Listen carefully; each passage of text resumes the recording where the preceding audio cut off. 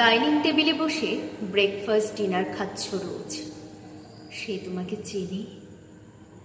যে খাট পালঙ্কে শুয়ে স্বপ্নে তুমি চাঁদ সদাগর, সে তোমাকে চেনে?